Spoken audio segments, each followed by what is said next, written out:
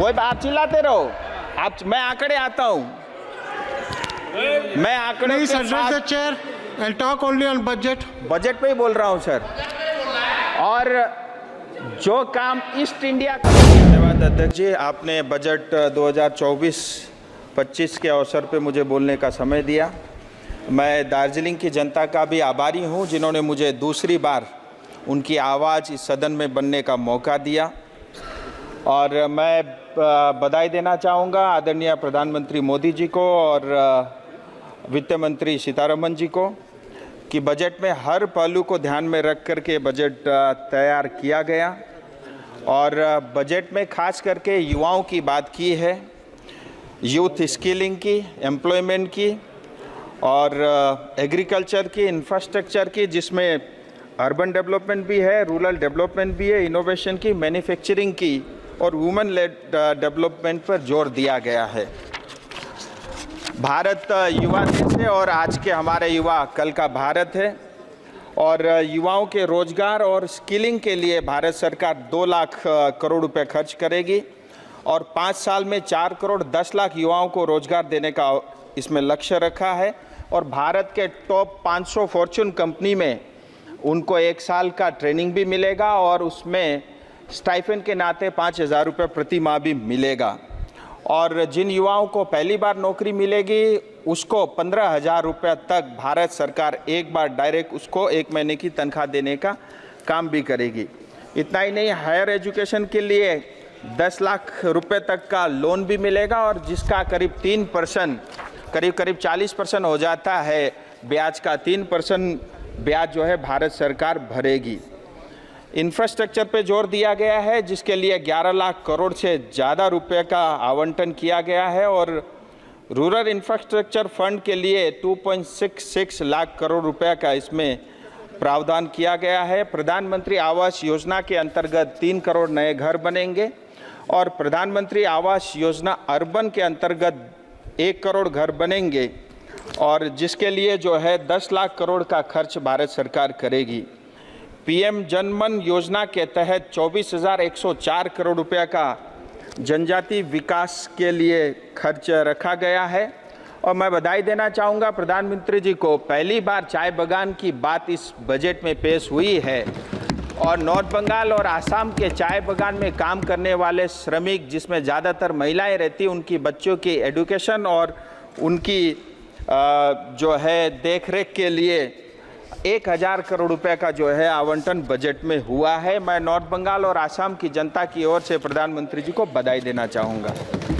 Sir, मैं बात अभी बंगाल की करता हूँ। आज़ादी के समय बंगाल बेस्ट बंगाल था, जिसको आज टीएमसी ने सबसे वर्स्ट बंगाल बनाया है। कोई आप चिल्लाते रहो। मैं आंकड़े आता हूँ। मैं आंकड़े Please address the chair and talk only on budget. Budget पे ही बोल रहा हूँ सर। और जो काम ईस्ट इंडिया कंपनी करती थी, आज टीएमसी पश्चिम बंगाल के साथ वही व्यवहार कर रही है।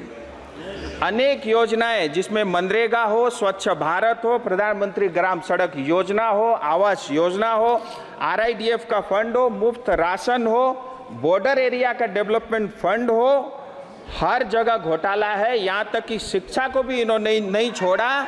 और ओलंपिक चल रहा है। मैं ये कहना चाहूँगा, अगर आज जो है करप्शन के ऊपर में ओलंपिक में कंपटीशन होता तो टीएमसी को गोल्ड मेडल मिलता।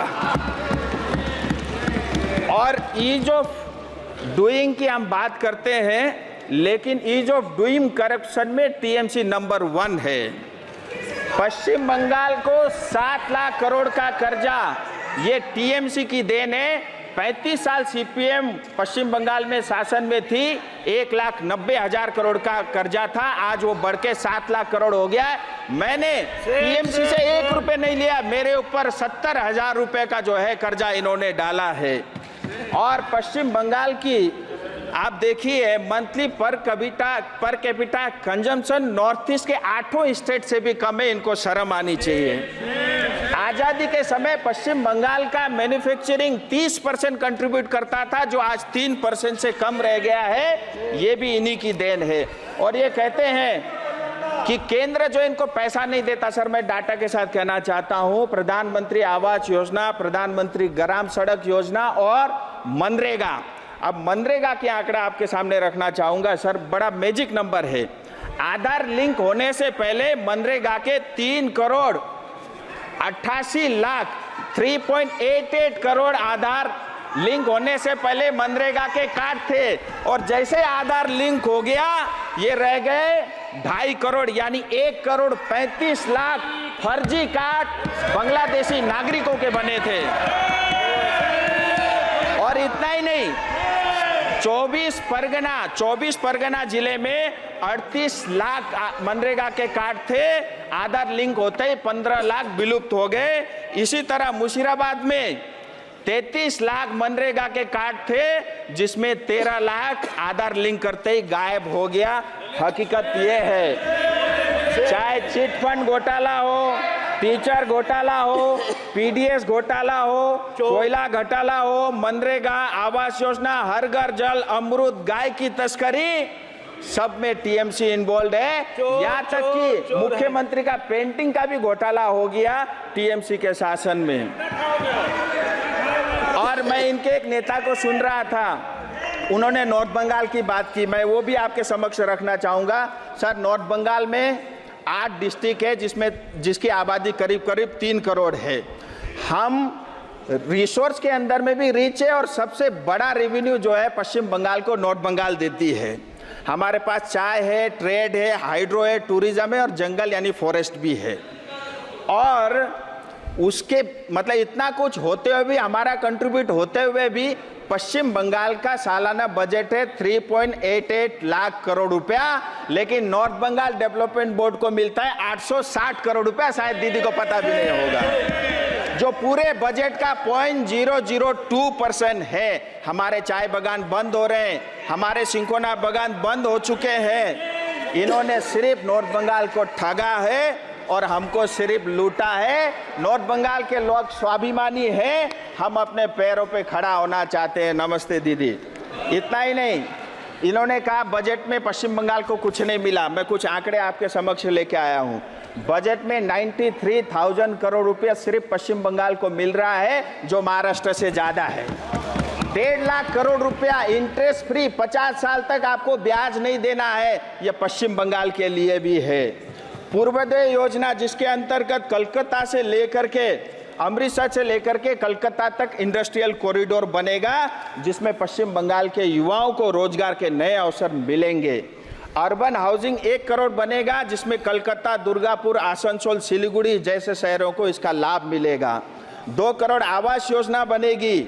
इतना ही नहीं, रेलवे के लिए रेलवे की तरफ से 14,000 करोड़ रुपया आवंटन हुआ है, और ऑलरेडी 60,000 करोड़ के रेलवे के काम पश्चिम बंगाल में चल रहे हैं। 100 नए अमृत स्टेशन बनेंगे, जिसमें सिलीगुड़ी और जलपाईगुड़ी भी है। अब मैं तीस्ता फ्लड की बात करता हूं। इनके एक नेता ने कहा था तीस्ता फ्लड में सिक्किम को पैसा मिला, पश्चिम बंगाल को कुछ नहीं मिला। हकीकत यह है, जैसे ही फ्लड हुआ अक्टूबर 2023 को, सिक्किम ने इसको डिजास्टर घोषित किया, और एसडीआरएफ एनडीआरएफ का 10% पैसा जो है वहाँ की जनता को मिला, और पश्चिम बंगाल ने डिजास्टर घोषित नहीं किया। हमारी जनता को कुछ नहीं मिला। इस बजट में मैं वित्त मंत्री जी को बधाई देना चाहूँगा। 11,500 करोड़ का जो है आवंटन किया है, जिसमें बंगाल को 1,200 करोड़ रुपए मिलेगा। अब आपके माध्यम से मेरा बंगाल सरकार से निवेदन है, तीस्ता फ्लड पीड़ित को ये पैसा मिले। सर मैं अपनी कुछ क्षेत्र के 2-3 बातें आपके समक्ष रखूंगा। दार्जिलिंग हिल तराई डूवर्स लंबे समय से एक स्थायी राजनीतिक समाधान की मांग करती आई है। इसी कारण अतीत में कई आंदोलन हुए। 86-88 में जो आंदोलन हुआ, उसके माध्यम से दार्जिलिंग गोरखा हिल काउंसिल बना। 2007 से 11 में गोरखालैंड टेरिटोरियल एडमिनिस्ट्रेशन बना। जो सेमी ऑटोनोमस बॉडी थी, उसको पश्चिम बंगाल ने चलने नहीं दिया, और हमारे क्षेत्र में आए दिन बहुत तेजी के साथ डेमोग्राफी चेंज हो रही है।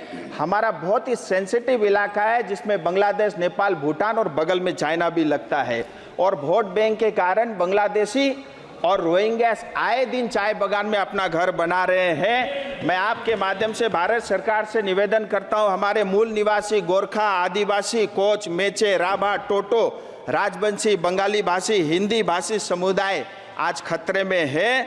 इसलिए इस क्षेत्र का स्थायी समाधान और वो भी भारत के संविधान के अंतर्गत हो, जिसमें टीएमसी का कोई हस्तक्षेप उसमें ना हो।